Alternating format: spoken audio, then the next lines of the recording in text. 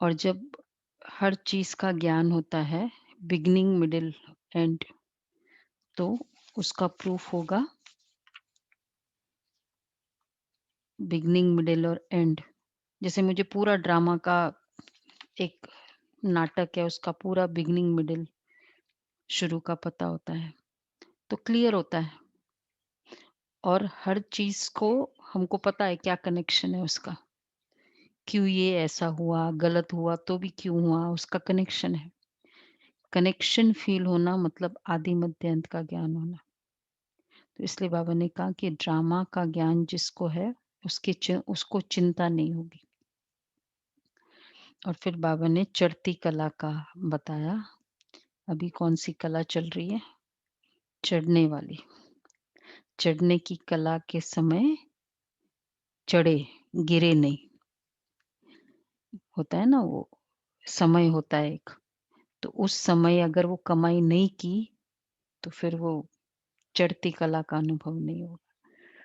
तो ठीक है, बाबा का शब्दों में सुनते हैं।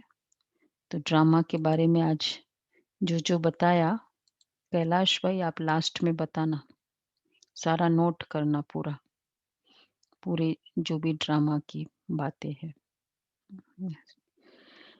22:2 मीठे बच्चे, अभी वह चढ़ती कला का समय है। भारत गरीब से साहूकार बनता है। तुम बाप से सत्युगी बादशाही का वर्षा ले लो। अच्छा, प्रश्न है, बाप का कौन सा टाइटल श्री कृष्ण को नहीं दे सकते हैं? ऐसा कौन सा टाइटल है बाबा का, जो बाबा के नाम है ना अनेक, तो वो श्री कृष्ण को नहीं दे सकते। निवास, श्री कृष्ण को ऐसे नहीं कहेंगे, वो तो बहुत धनवान है। उनके राज्य में सब साहूकार हैं। बाप जब आते हैं तो सबसे गरीब भारत है। भारत को ही साहूकार बनाते हैं। तुम कहते हो हमारा भारत स्वर्ग था, अभी नहीं है, फिर से बनने वाला है। गरीब निवास बाबा ही भारत को स्वर्ग बनाते हैं। तो इसलिए ये वाला टाइटल बाप का नहीं दे सकते हैं, क्योंकि गरीब निवास जो होगा वो तो बहुत साहूकार है। श्री कृष्ण तो गरीब तो है नहीं। अच्छा, गीत है, आखिर वह दिन आया आज। ओम शांति। मीठे मीठे रूहानी बच्चों ने गीत सुना। जैसे आत्मा गुप्त है और शरीर प्रत्यक्ष है। आत्मा इन आंखों से देखने में नहीं आती है ना? आत्मा इन आंखों से देखने में नहीं आती, इनकॉग्निटो है जरूर, परंतु इस शरीर से ढकी हुई है। इसलिए कहा जाता है आत्मा गुप्त है। आत्मा खुद कहती है मैं निराकार हूँ, यहाँ साकार में आकर गुप्त बनी हूँ। आत्माओं की निराकारी दुनिया है, उसमें तो गुप्त की बात नहीं है। परमपिता परमात्मा भी वहां रहते, उनको कहा जाता है सुप्रीम। ऊंचते ऊंच आत्मा, परे ते परे रहने वाला परमात्मा। बाप कहते जैसे तुम गुप्त हो, मुझे भी गुप्त आना पड़े। मैं गर्भ जेल में आता नहीं हूँ, मेरा नाम एक ही शिव चला आता है। मैं इस तन में आता हूँ तो भी मेरा नाम नहीं बदलता। इनकी आत्मा का जो शरीर है, इनका नाम बदलता है। मुझे तो शिव ही कहते हैं। हम्म, इस शरीर का नाम चेंज होता है ना, लखीराज बाबू से फिर बाबा ने ब्रह्मा बाबा रखा। इसका नाम तो नहीं बदलता। मैं इस तन में, मुझे तो शिव ही कहते, सब आत्माओं का बाप। तो तुम आत्मा इस शरीर में गुप्त हो, इस शरीर द्वारा कर्म करती हो, मैं भी गुप्त हूँ। तो बच्चों को यह ज्ञान अभी मिल रहा है कि आत्मा इस शरीर से ढकी हुई है। आत्मा है इनकॉग्निटो, शरीर है कॉग्निटो, मैं भी हुआ शरीरी। बाप इनकॉग्निटो इस शरीर द्वारा सुनाते हैं। तुम भी इनकॉग्निटो हो, शरीर द्वारा सुनते हो। तुम जानते हो बाबा आया हुआ है भारत को फिर से गरीब से साहूकार बनाने। देखो बाबा इनकॉग्निटो, तन में आता है पता नहीं चलता है, आत्मा भी तन में है, कर सब कुछ रही है, लेकिन पता नहीं चलता आत्मा को। तो बाबा कहते हैं, तो बाप इनकॉग्निटो इस शरीर द्वारा सुनाते हैं, तुम भी इनकॉग्निटो हो, शरीर द्वारा सुनते हो। तुम जानते हो बाबा आया हुआ है भारत को फिर से गरीब से साहूकार बनाने। तुम कहेंगे हमारा भारत, यही कहते हैं ना हमारा भारत, हमारा अ, हर एक अपने स्टेट के लिए कहेंगे हमारा गुजरात, हमारा राजस्थान। हाँ, हमारा हमारा कहने से फिर उसमें मोह रहता है। हमारा भारत गरीब है, ये सभी मानते हैं, परंतु उन्हें ये पता ही नहीं कि हमारा भारत साहूकार कब था, कैसे था। तुम बच्चों को बहुत नशा है। दुःख की बात, हमारा भारत तो बहुत साहूकार था, दुःख की बात ही नहीं। सतयुग में दूसरा कोई धर्म ही नहीं था, एक ही देवी देवता धर्म था, वो किसको पता ही नहीं कि ये जो वर्ल्ड की हिस्ट्री ज्योग्राफी है वो कोई नहीं जानते। अभी तुम अच्छी रीति समझते हो, हमारा भारत बहुत साहूकार था। अब फिर बाप आए हैं साहूकार बनाने, जो साहूकार था उसी को साहूकार बनाने बाबा आए हैं। ते भारत सतयुग में बहुत साहूकार था। साहूकार जो था उसको बनाने में सहजता कौन सी होती है? जो गोरा है उसको गोरा बनाने में सहज है कि नहीं है? जो है ही नहीं उसको कैसे बनाए? लेकिन जिसका रंग साफ रहा है, ठीक है, हुआ, तो चांसेस है ना पूरा वैसे बनने में। तो बाबा कहते हैं ना इसलिए साहूकार था, अब वैसे साहूकारी बाबा बनाते हैं। तो इजी है। तो मेंटेन तो बाद में है ना, पहले तो हुँ, क्लीन करना है। पर इजी है ना, जो बेसिकली काला है उसको कैसे बनाओगे? बना ही नहीं सकते। हाँ, तो इसके लिए कितनी भी मेहनत करो, फ़ायदा नहीं है। हाँ, फिर तो मेंटेन करना होता है। तो बाबा भारत साहूकार था, किस में साहूकार था बाबा भारत? गुणों में। Richness in culture, richness in heritage, जो हम कहते हैं रिच हेरिटेज, गुणों में, गुणों का धन बहुत था। तो वो गुणों का धन बाबा दे रहा है वापस उसको। हमारा भारत गरीब था, गरीब है, तो था बहुत साहूकार।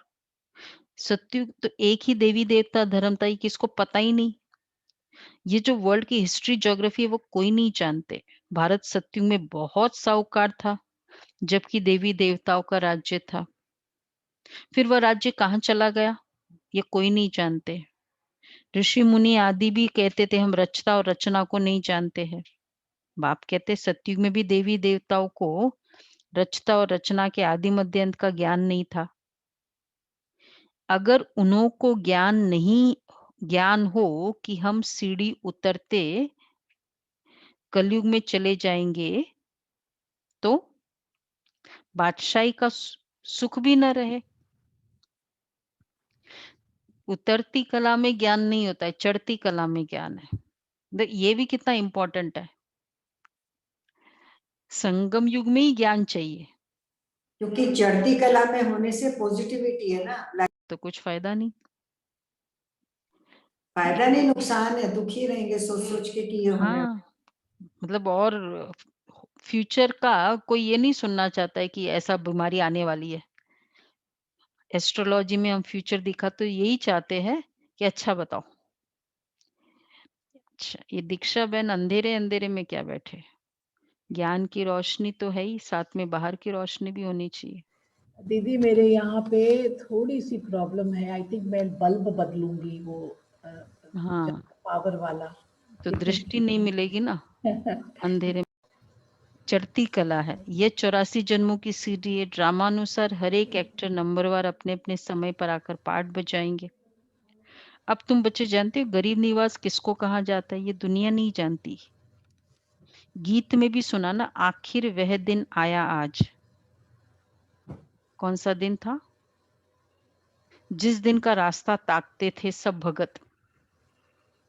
भगवान कब आकर हम भक्तों को इस भक्ति मार्ग से छुड़ाए, सद्गति में ले जाएँगे।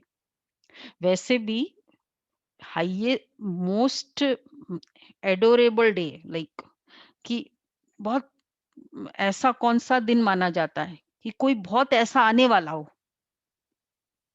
नहीं? कोई ऐसा आने वाला हो या हम कोई ऐसी जगह जाने वाला है, तो वो एक मेमोरेबल डे माना जाता है, वो इंसिडेंट। तो इसलिए तो आखिर वह दिन आया आज। अब जैसे सपोज़ कोई बहुत हाईएस्ट पोज़ीशन वाला हो, वो आने वाला हो तो क्या होता है? क्या सारी बोला वही डेट, एक ही डेट समझो और कोई डेट नहीं, क्योंकि वो आने वाला है। हाईएस्ट डे मतलब ना पूरा वो रोज़ का न्यूज़ ही उसके ऊपर है। 26 फरवरी था पिछले साल 1 साल पहले। हाँ, 26 फरवरी का ही था ना जब प्रेसिडेंट ट्रम्प आए थे। तो मतलब वो बहुत कितने समय से वही-वही न्यूज़ में वही-वही न्यूज़ में होता था। क्योंकि हाईएस्ट और फर्स्ट टाइम तो एक ही बार कल्प में परमात्मा आते हैं। तो वो शिवरात्रि स्पेशल नहीं होगी? इम्पोर्टेंट नहीं है हमारे लिए? तो कितना इम्पोर्टेंट डे है। तो बाबा कहते हैं, आखिर वह दिन आया आज जिस दिन का रास्ता ताकते थे सब भगत। भगवान कब आकर हम भक्तों के इस भक्ति मार्ग से छुड़ाए सदगति में ले जाएँगे, यह भी समझ है। बाबा फिर से आ गया है शरीर में। शिव जयंती भी मनाते तो ज़रूर आते हैं। ऐसे भी नहीं कहेंगे कि मैं कृष्ण के तन में आता हूँ, नहीं। बाप कहते कृष्ण की आत्मा ने 84 जन्म लिए हैं। उनके बहुत जन्मों के अंत का ये अंतिम जन्म है। जो पहले नंबर में था वो अब अंत में है, ततत्वम। मैं तो आता हूँ साधारण तन में, तुमको आकर बतलाता हूँ कि तुमने कैसे 84 जन्म लिए हैं।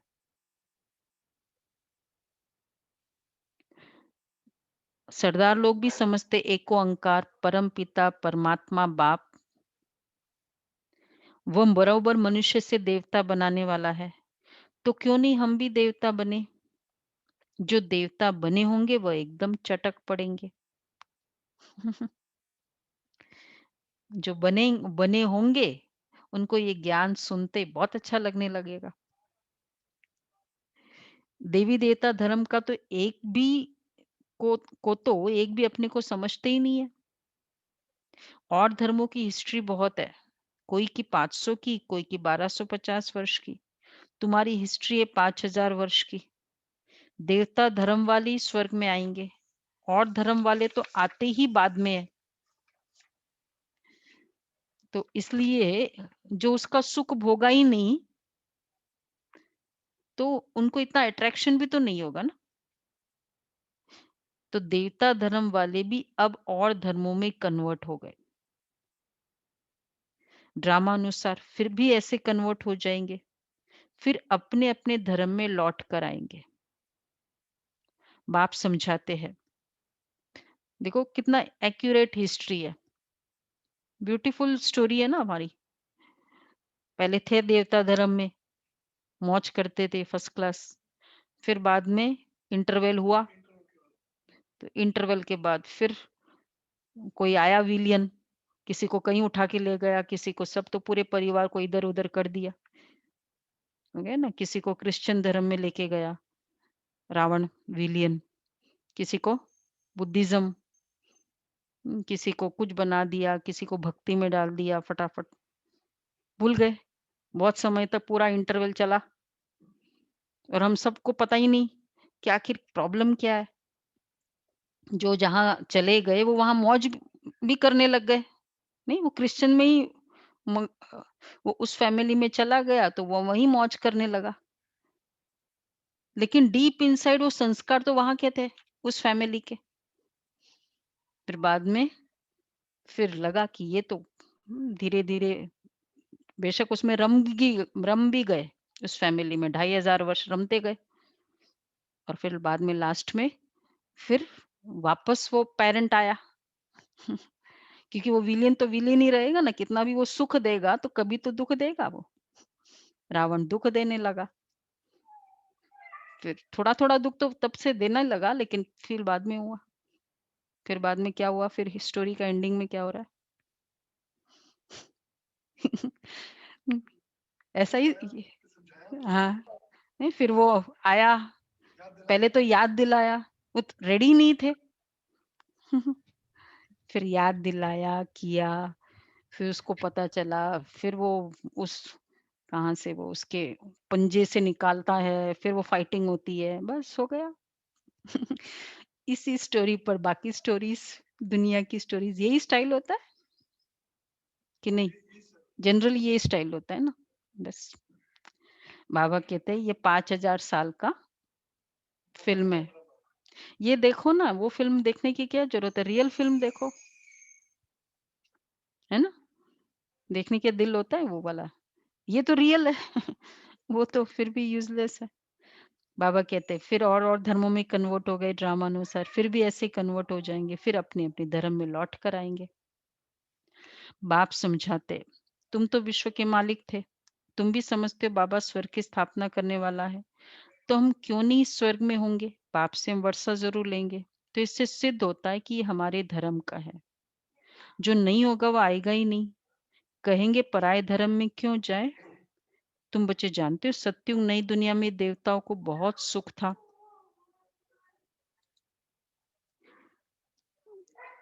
और जो सोने के महल थे पता है? ये सब उन्हें ये क्या बंद करके रखा है वीडियो काफ़ी ने, सिर्फ़ एक बहुत कम सेक्शन ने चालू किया है। जो रेगुलर है वो सब ओके। तो बाबा कहते हैं तो सोने के महल थे। सोमनाथ के मंदिर में कितना सोना था? ऐसा कोई दूसरा धर्म होता ही नहीं। सोमनाथ मंदिर जैसा इतना भारी मंदिर कोई होगा नहीं। बहुत हीरे जवाहरात थे उस समय। बुद्ध आदि के कोई हीरे जवाहरातों के महल थोड़ी होंगे ना। कितना एक्यूरेट गायन है ना। क्या कनेक्शन है इसका? देखो सबसे ज्यादा हाईएस्ट जो हीरे जवाहरात या प्रेशियस स्टोन्स कोई मंदिर में अगर अभी तक लगे हैं तो वो है कौन सा? सोमनाथ का। इसलिए तो उसी के लिए इतनी बार लूटा। कितना वो डिनर्स था ना उसका अरब करेंसी दिनार। तो हीरे द्वापर में वो हीरे जवाहरात इतने थे। तो इसका मतलब देवी देवताएँ जो तो उनको कितना शिव बाबा के लिए प्यार था। रिगार्ड के लिए क्या करेंगे? हाईएस्ट रिगार्ड के लिए कोई स्टैच्यू बनाते हैं। वो कोई नाम वो ना गली का नाम नाम चलता रहे। गली के नाम में क्या होगा? वो भी एक रिगार्ड है। क्या होता है वो? शाहजहाँ रोड, औरंगज़ेब रोड, वो भी एक रिगार्ड है। पर उसमें कोई पूजा आदि नहीं कर सकते, वो रिगार्ड में। और ये वाला जो रिगार्ड है हाँ, तो पर वो रिगार्ड है ना, बट वो पूजा नहीं होती, इसमें पूजा होती है इसमें। तो कितना रिगार्ड है, तो बाबा कहते हैं, तुम बच्चों को जिस बाप ने इतना ऊँचा बनाया, उनकी तुमने कितनी इज़्ज़त रखी। वैसे हम जब मंदिर बना रहे बाबा कितना अच्छे से देख रहा हो, खुश हो रहा होगा ना, कि कितना बच्चों का रिगार्ड है।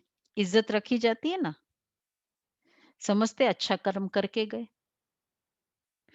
तो इसलिए बाकी के जितने भी मंदिर है, मतलब बुद्ध के मंदिर है, आप जाओ सिंगापुर में, और लेकिन इतने स्टडेड है, गोल्ड स्टडेड या डायमंड स्टडेड है? कोई ग्लोबल घूमा होगा तो पता होगा ना, कोई नहीं है स्टडेड। ये कल्चर केवल भारत में ही था, क्योंकि ज्वेलरी वही ना, कोई रिलीजन में इतना स्टडेड नहीं था, तो इतनी यादगार क्यों बनाई देवी देवताओं के लिए, और इतना जो ज्वेलरी से सजाया किया। आज भी हाँ, जिनके मंदिरों में घरों में भी मंदिर होता है, ठाकुर जी के जो गहने होते हैं, कितने सोने के होते हैं, बाकियों के थोड़ी होते हैं इतने। तो ये सब यादगार कितना एक्यूरेट है। बाबा कहते हैं, इज्जत रखी जाती है ना, समझते अच्छा कर्म करके गए। अभी तुम जानते हो सबसे अच्छे कर्म पतित पावन बाप ही करके जाते हैं। तुम्हारी आत्मा कहती है सबसे उत्तम ते उत्तम सेवा बेहद का बाप आकर करते हैं। रंग से राजा बनते हैं, रंग से राव, बैगर से प्रिंस बना देते, जो भारत को स्वर्ग बनाते। उनकी अभी इज्जत कोई नहीं रखते। तुम जानते हो ऊंच ते ऊंच मंदिर गाया हुआ है जिसको लूट गए। लक्ष्मी नारायण के मंदिर को कभी कोई ने नहीं लूटा, सोमनाथ के मंदिर को लूटा है। भक्ति मार्ग में भी बहुत धनवान होते हैं, राजाओं में भी नंबरवार होते हैं ना। जो उच्च मर्तबे वाले होते हैं तो छोटे मर्तबे वाले उन्हों की इज्जत रखते हैं। दरबार में भी नंबरवार बैठते हैं, होता है ना, मंत्री, फिर वो महामंत्री, फिर मंत्री। बाबा तो अनुभवी है ना। यहाँ की दरबार है पतित राजाओं की, पावन राजाओं की दरबार कैसे होगी? देखो वहां नंबरवार बैठेंगे, तो सामने लक्ष्मी नारायण बैठे होंगे, उसके बाजू में मंत्री तो है नहीं। बैठे होंगे, हम्म, आप बैठे, हाँ, अभी कितना बगल अच्छा, में। ऐसे नशा होना चाहिए। बाजू में कौन, इस तरफ और उस तरफ लक्ष्मी नारायण के, देखो कौन बैठेंगे, अपने आप को देखो। चलो एक सीट ही ऑक्यूपाई हुई है ना, रॉयल फैमिली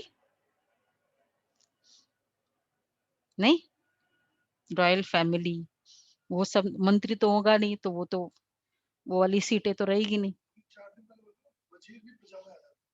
हाँ, मतलब वो तो द्वापर तो रॉयल फैमिली। बाबा ने कहा था यहाँ जो परिवार के नजदीक होगा उतना वहां भी। जून 1969 की मुरली, यहाँ जो इस परिवार को फर्स्ट समझेगा वो वहां भी परिवार के नजदीक होगा। दोनों। तो सब चुप क्यों बैठे, कौन बैठेगा बाजू में? एक जन ने हाथ उठाया, देखो जो यहाँ बैठे हाँ, हाँ नजदीक हो गए। हाँ तो आप होंगे ना उसमें। हम्म, हाँ, देखो अपने आप को, मैं कितना परिवार के नजदीक हूँ, अलौकिक परिवार के नजदीक। जितना यज्ञ के समीप है अलौकिक परिवार फर्स्ट फील होगा ना, तो उसको फिर वहां भी वो संस्कार तो सारे संगम युग के जाने हैं ना। ऑल ऑफ अ सडन सतयुग में थोड़ी संस्कार आएंगे, संगम युग के जाने। तो बाबा कहते समझते अच्छा कर्म करके गए।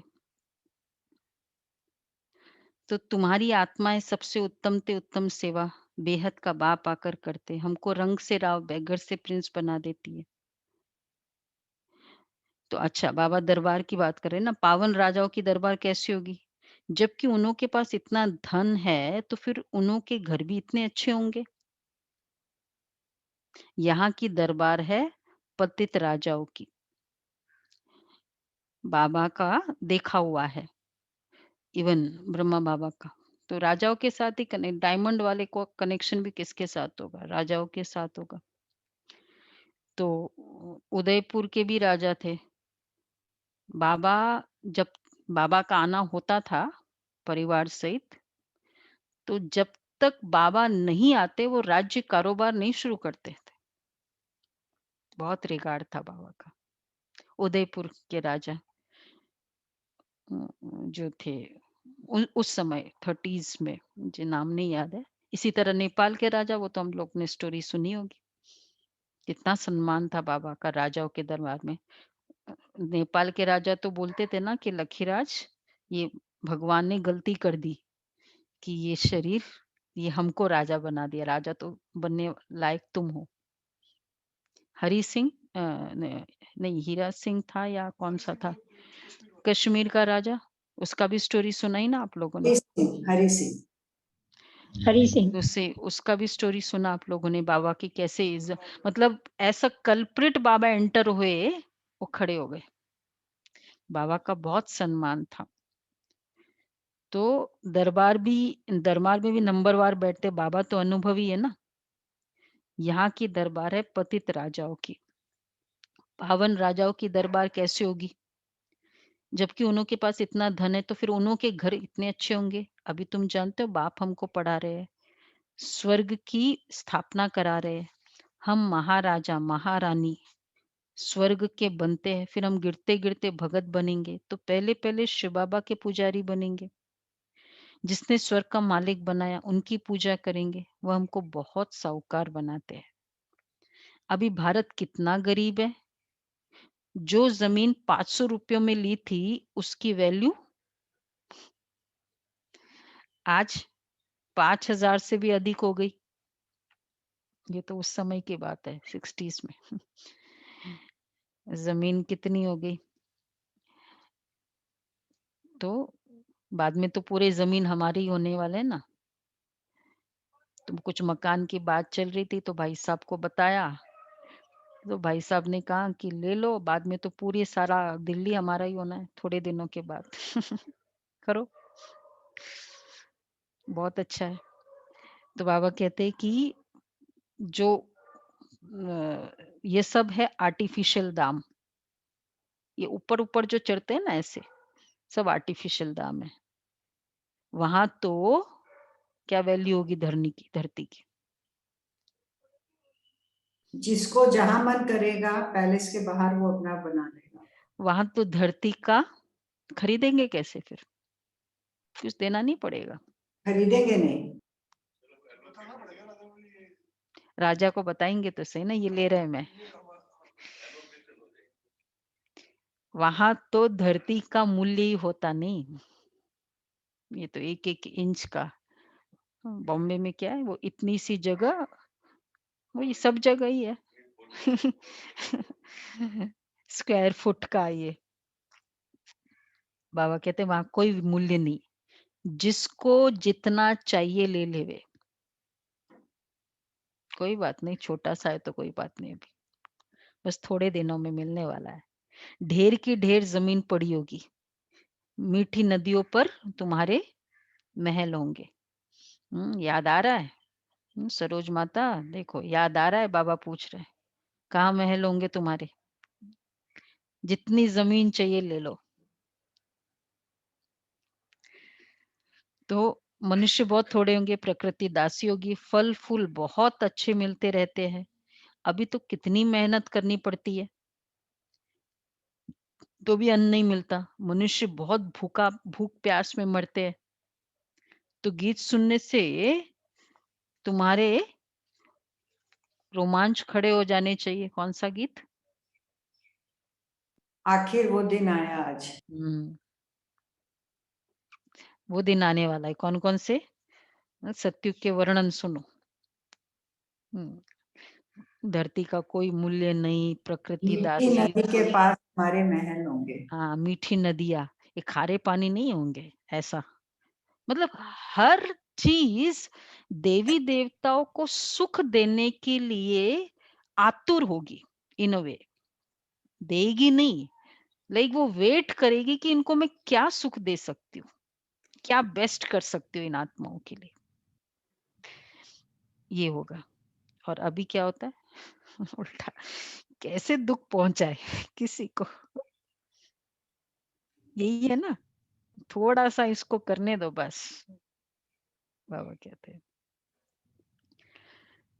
तो बाबा कहते ढेर की ढेर जमीन पड़ी होगी, प्रकृति दासी होगी, किसको तो तुम्हारे रोमांच खड़े हो जाने चाहिए। बाप को गरीब निवास कहते हैं ना, गरीब निवास का अर्थ समझा ना, किसको साहूकार बनाते हैं? जरूर जहां जाएगा उनको साहूकार बनाएगा ना। गरीब निवास तो गरीबों को साहूकार बनाने वाला। गरीब निवास का अर्थ समझा ना, कितने साहूकार बनाते हैं। तुम बच्चे जानते हो हमको पावन से पतित बनने में 5000 वर्ष लगते हैं। अभी फिर फट से बाबा पतित से पावन बनाते, ऊंचते ऊंच बनाते। 1 सेकंड में जीवन मुक्ति गाई जाती है ना, मिल जाती। कहते बाबा हम आपका हूं, 1 सेकंड में जीवन मुक्ति। फिर कहते बच्चे तुम विश्व का मालिक हो। बच्चे पैदा हुए और मालिक बने। मालिक बनने में कितना टाइम लगता है? मालिक का, बच्चे को मालिक की राइट्स मिलने में, राइट्स की बात कर रही हूँ, कितना टाइम लगता है? बिल्कुल भी कुछ नहीं लगेगा, बाप है तो बेटा खुद पे खुद बन जाएगा। जन्म लिया और राइट मिला। सिर्फ बच्चा बनो बाबा का, सुख शांति के राइट्स तो ऑटोमेटिक मिलते हैं।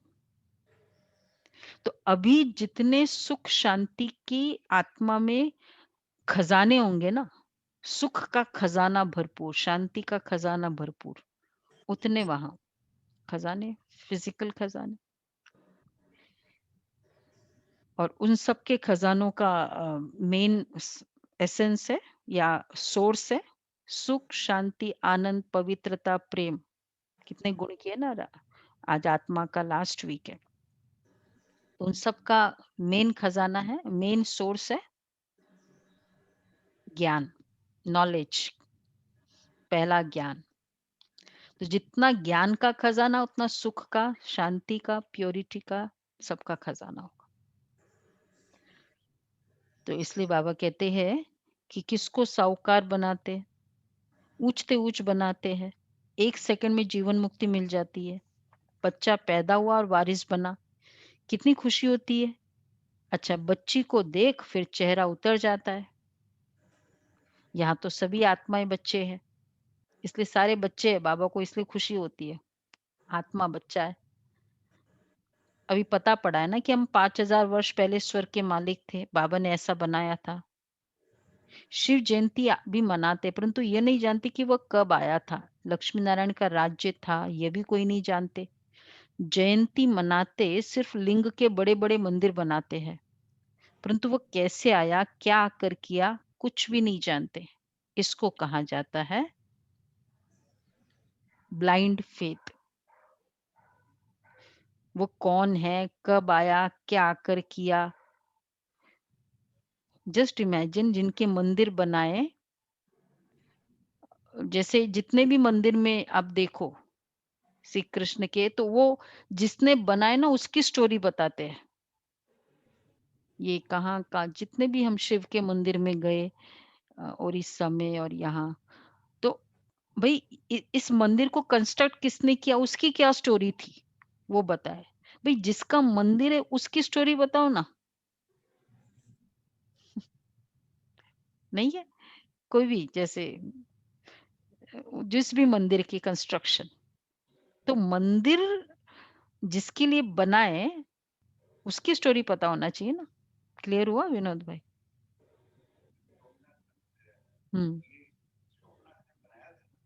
कौन? नहीं, वही वो उनके जिसने बनाया ना उसकी स्टोरी है, लिखत है। नहीं, वो नाम तो परमात्मा का ही है, पर वो जिसने भी जो भी स्टोरीज, जो भी रीजन बना जिसके कारण वो मंदिर बना, तो वो नाम लिखा, वो डिटेलिंग लिखी हुई है। जैसे बॉम्बे में बबुलनाथ है, तो पर बबुलनाथ है, वो नहीं बताया कि ये सोमनाथ क्यों नाम पड़ा। हाँ, ये है।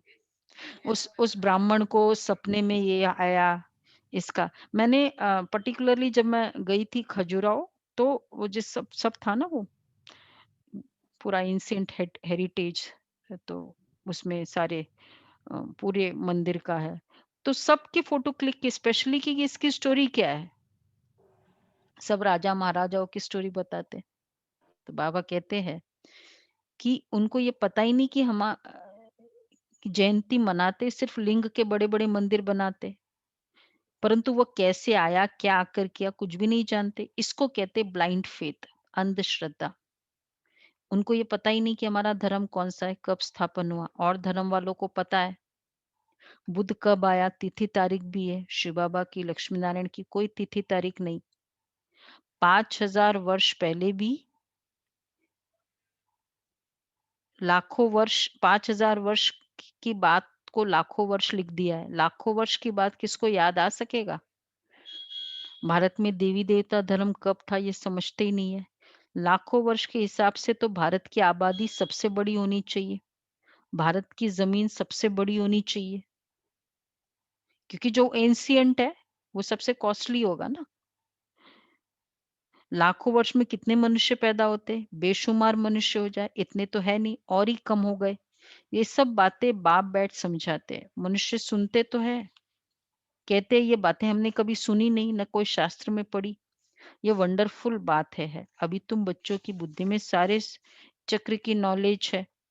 ये बहुत जन्मों के अंत में जब पतित आत्मा है, तो जो सतो प्रधान था सो अब तमो प्रधान बना है, फिर सतो प्रधान बनना है।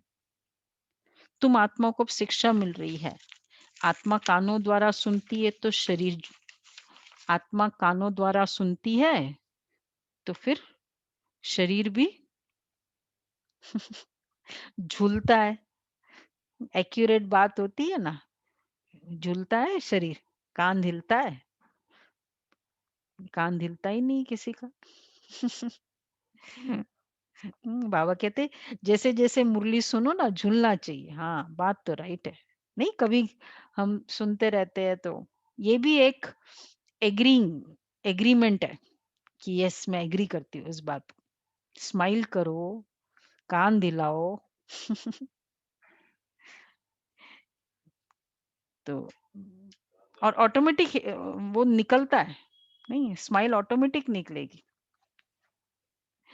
तो बाबा कहते हैं कोई सुनता है तो शरीर झूलता है ना, क्योंकि आत्मा सुनती है। बरोबर हम आत्मा 84 जन्म लेती है, 84 जन्म में 84 माँ बाप जरूर मिले होंगे, यह भी हिसाब है ना। बुद्धि में आता है हम 84 जन्म लेते हैं, फिर कम जन्म वाले भी होंगे। ऐसे थोड़ी है सब 84 जन्म लेते हैं। बाप बैठ समझाते हैं शास्त्र में क्या क्या लिख दिया है। तुम्हारे लिए तो फिर भी 84 जन्म कहते, मेरे लिए तो अनगिनत। 84 लाख, चलो बोला कुछ तो फिगर कहाँ जाके स्टॉप हुआ। शिव बाबा के लिए कह दिया कण में टिक्कर भीतर में है तो अनगिनत हो गए। बेशुमार जन्म कह दिया, वारा अवतार और वो सब जो भी, कण कण में पत्थर भीतर में ठोक दिया। बस जिधर देखता हूं तू ही तू, कृष्ण ही कृष्ण। मथुरा वृंदावन में ऐसे कहते रहते हैं, कृष्ण ही सर्वव्यापी। राधे पंथी वाले फिर कहेंगे राधे ही राधे, तुम भी राधे हम भी राधे। ये मतलब वहां वृंदावन में तो ये क्या है, वो क्या ग्रीटिंग वर्ड ही है राधे राधे। जैसे हम ओम शांति कहते हैं ना, वहां उनका ग्रीटिंग वर्ड है राधे राधे। तो एक बाप ही बरोबर गरीब निवाज है। भारत जो सबसे साहूकार था अभी सबसे गरीब बना है, इसलिए मुझे भारत में ही आना पड़े। ये बना बनाया ड्रामा है, इसमें जरा भी फर्क नहीं हो सकता। ड्रामा जो शूट हुआ वो हूबहू रिपीट होगा, इसमें पाई का भी फर्क नहीं हो सकता। ड्रामा का भी पता होना चाहिए। ड्रामा माना ड्रामा, वो होते हद के ड्रामा। यह है बेहद का ड्रामा। इस बेहद के ड्रामा के आदि मध्य अंत को कोई नहीं जानते। तो गरीब निवास निराकार भगवान को ही मानेंगे, कृष्ण को नहीं मानेंगे। कृष्ण तो धनवान सतयुग का प्रिंस बनता है, गरीब निवास कैसे होगा वो। नॉर्मली गरीब निवाज हम सोचते गरीबों का सुनते हैं। इसको कहते लोगों को होता है कि गरीबों का सुनने। अच्छा, सुनकर फायदा क्या हुआ? गरीबों का सुन लिया, लेकिन गरीबों को साहूकार नहीं बनाया, तो फिर वो गरीब निवास क्या हुआ? और सतयुग में तो कोई गरीब होगा ही नहीं, तो वहां जरूरत भी नहीं है। तो वहां श्री कृष्ण के लिए नहीं हो सकता है। देखो, गरीबों की सुनने वाले बहुत ऐसे चलो है, सेंट्स है, पॉलिटिशियन, सोशल समाज में होता है, पॉलिटिशियंस भी मिलेंगे और वो सब। पर गरीबों को साहूकार कौन बनाया? बनाने वाले है कोई? इसलिए बाबा गरीब निवाज है। श्री कृष्ण नहीं हो सकता है गरीब निवाज, बाबा गरीब निवाज है। एक मुरली में आया था ना, 2 हफ्ते पहले की मुरली थी। तो बाबा कहते तो गरीब निवाज निराकार भगवान को ही मानेंगे, कृष्ण को नहीं मानेंगे। कृष्ण तो धनवान सतयुग का प्रिंस बनते हैं। भगवान को तो अपना शरीर है नहीं, वो आकर तुम बच्चों को धनवान बनाते, तुमको राज्यों की शिक्षा देते, पढ़ाई से बैरिस्टर आदि बनकर फिर कमाई करते। बाप भी तुमको अभी पढ़ाते हैं। तुम भविष्य में नर से नारायण बनते हो। तुम्हारा जन्म तो होगा ना, ऐसे तो नहीं स्वर्ग कोई समुद्र से निकल आएगा। कृष्ण ने भी जन्म लिया ना, कंसपुरी आदि तो उस समय थी नहीं। कृष्ण का कितना नाम गाया जाता है, उनके बाप का गायन ही नहीं। उनके बाप कहाँ है? देखो, जिसका बच्चा श्री कृष्ण हो, उसका फादर तो कितना स्पेशल होगा। लेकिन उसका नाम ही नहीं है इतना। दशरथ जी का तो फिर भी थोड़ा नाम है, लेकिन श्री कृष्ण के का तो इतना गायन नहीं है ना इतना। तो अब क्यों नहीं है? वो तो हम वो राज पता है ना सबको। तो बाबा कहते हैं उनका बाप कहाँ है? जरूर कृष्ण किसी का बच्चा होगा। कृष्ण जब जन्म लेते हैं तब थोड़े बहुत पतित भी रहते हैं। बाबा ने डिस्क्लोज किया है। थोड़े बहुत लास्ट में जन्म लेंगे ना, जब वह बिल्कुल खत्म हो जाते हैं तब वह गद्दी पर बैठते हैं। और राम का जो पिता होगा वो तो पवित्र होगा, क्योंकि त्रेता हो जाते तब वह गद्दी पर बैठते हैं, अपना राज्य ले लेते हैं। तब से ही उनका संवत शुरू होता है पूरा।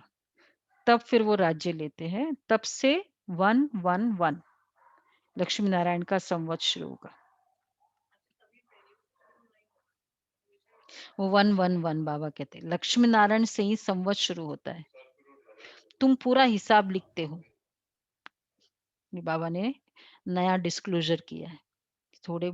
इसलिए वो श्री कृष्ण का जन्म जो है, एक और जेल में बताया है ना, कि ऐसे दम घोर ऐसे समय होगा श्री कृष्ण का जन्म, और गद्दी पे बैठेंगे तब से संवत शुरू होगा प्रॉपर। तब उसके बाद कोई पतित होगा ही नहीं। तो 5000 वर्ष का हिसाब है ना, तुम पूरा हिसाब लिखते हो, इनका राज्य इतना समय फिर इतना समय, तो मनुष्य समझेंगे ये कल्प की आयु बड़ी हो नहीं सकती। अब कोई सोचे कि उस दिन में तो ऐसा कहा था, उस समय बाबा ने कई बार कहा जैसा समय है वैसे बाबा बताएगा। और फिर बाबा ज्यादा बच्चे पूछते ना, बाबा कहते आगे चलकर देख लेना, जब वहां जाएंगे ना तो ऑटोमेटिक जितनी सतो प्रधान होती जाएगी ना बुद्धि, तो उस समय क्या होना है, क्यों होना है, क्लियर भी होगा। दोनों तरह से रीजन की भी क्लैरिटी होगी, इवेंट की भी क्लैरिटी होगी, दोनों बातें होगी। तो इसलिए इसमें हम ज्यादा भी नहीं जाए। बाबा ने कहा है, जरूर है ऐसा। वर्ल्ड की हिस्ट्री ज्योग्राफी रिपीट होती है। हमको क्या रिलेवेंट है? आत्मा को प्योर बनाना है बस। उसमें माथा लगाओ कि क्यों मैं ऐसा करी आज। उसमें माथा लगाओ। बाबा कहते हैं कलम स्वर के मालिक थे, बाप ने बनाया, तब तो हम उनकी शिव जयंती मना रहे हैं, तुम सबको जानते हो। क्राइस्ट, गुरु नानक आदि फिर कब आएंगे, ये तुमको नॉलेज है। वर्ल्ड की हिस्ट्री, ज्योग्राफी रिपीट हूबहू होती है। ये पढ़ाई कितनी सहज है। तुम स्वर्ग को जानते हो, बरोबर भारत स्वर्ग था। भारत अविनाशी खंड है। भारत जैसी महिमा और कोई की हो नहीं सकती। सबको पति से पावन बनाने वाला एक ही बाप है। अच्छा, मीठे मीठे सिके लदे बच्चों प्रति मात पिता बाप दादा का याद प्यार, गुड मॉर्निंग। रूहानी बाप की रूहानी बच्चों को नमस्ते। हम रूहानी बच्चों की रूहानी बाप दादा को याद प्यार नमस्ते, good morning. Good morning. Thank you thank you Baba, thank you. पहला पॉइंट है, ड्रामा के आदि मध्य अंत का ज्ञान बुद्धि में रखते हुए सब चिंताएं छोड़ देनी है। ड्रामा का आदि मध्य अंत का ज्ञान बुद्धि में रखते हुए सब चिंताएं छोड़ देनी, एक सत्व प्रधान बनने की चिंता रखनी है। दूसरा है, गरीब निवाज बाबा भारत को गरीब से साहूकार बनाने आया है। उनका पूरा पूरा मददगार बनना है।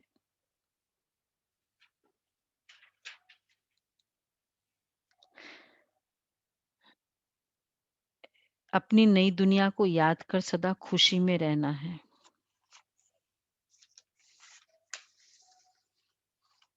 वरदान है, एक साथ तीनों रूपों से सेवा करने वाले मास्टर त्रिमूर्ति भव। एक साथ तीनों रूपों से सेवा करने वाले मास्टर त्रिमूर्ति भव। जैसे बाप सदा तीन स्वरूपों से सेवा कर उपस्थित है, बाप, शिक्षक, गुरु और सद्गुरु। ऐसे आप बच्चे भी हर सेकंड मन, वाणी और कर्म तीनों द्वारा साथ साथ सर्विस करो, तब कहेंगे मास्टर त्रिमूर्ति। मास्टर त्रिमूर्ति बन जो हर सेकंड तीनों रूपों से सेवा पर उपस्थित रहते हैं, वही विश्व कल्याण कर सकेंगे। क्योंकि इतने बड़े विश्व का कल्याण करने के लिए जब एक ही समय पर तीनों रूप से सेवा हो, तब यह सेवा का कार्य समाप्त हो। तो बाबा का बहुत अच्छा वरदान है ना। तीन स्वरूप है, बाप, टीचर, सदगुरु। और हमारा तीन स्वरूप से सेवा है, मन, वाणी, कर्म। तो इकट्ठा एट अ टाइम जो वाणी, मन, वाणी, कर्म, ये सच्चे दिल की महसूसता में भी था ना, वृत्ति, वाणी, वाइब्रेशन। तो मन, वाणी, कर्म, अगर हम वाणी कह रहे हैं, वैसा ही संकल्प चले और वैसा ही कर्म हो। अगर मेरा कर्म वैसा नहीं है और मैं वाणी बोल रही हूं, तो वो पावर नहीं आएगी उसमें। फिर कहते मैं रोज बोलती हूँ उनको, क्योंकि हमारे कर्म में ऐसा नहीं है ना। और हमारे कर्म में वही आएगा जो हम बिलीव करते हैं। बोलने में तो बहुत कुछ बोल देंगे, संकल्प भी बहुत कर लेंगे, कर्म में वही आएगा। तो जो जो हम बिलीव करेंगे कि नहीं ये एकदम राइट है, हमारे कर्म में आएगा।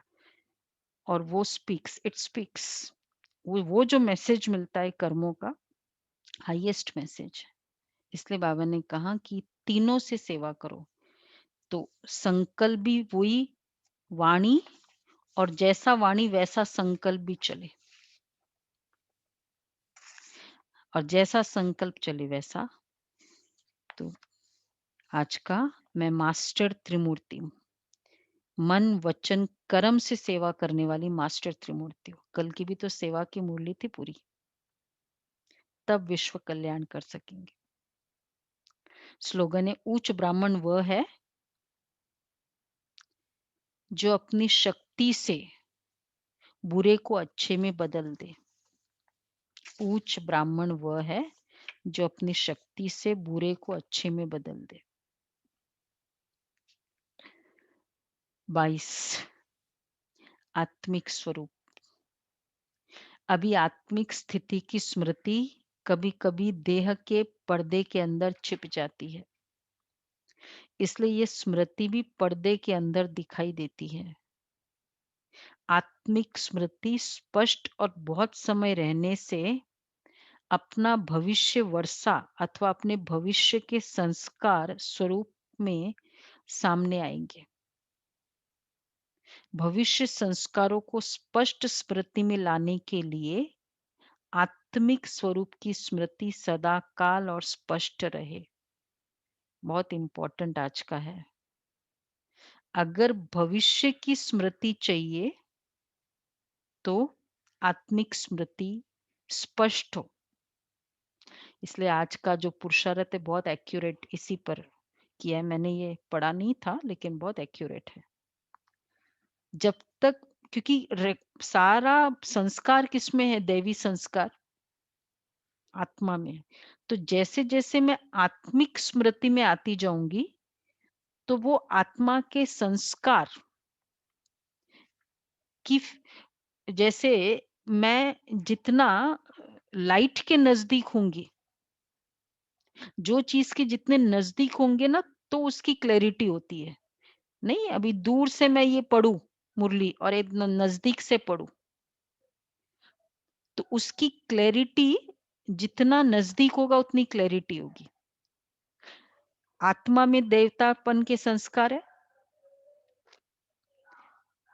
किसमें संस्कार है? देह में, आत्मा में। इस देह में तो कुछ भी नहीं है, बस खाली ये हमको बाबा से मिलने के लिए हेल्प कर रहा है, बस इतनी वैल्यू है। तो आत्मा आत्मिक स्मृति में होंगे means I am near to the soul. उस वे से अगर सोचे तो फिर भविष्य की स्मृति क्लियर होगी, एक्यूरेट है। तो भविष्य संस्कारों को स्पष्ट में स्मृति में लाने के लिए आत्मिक स्वरूप। तो कितना इंपॉर्टेंट है हमारा आत्मिक स्वरूप का पुरुषार्थ, है ना? तो आज का ये हम पुरुषार्थ करेंगे।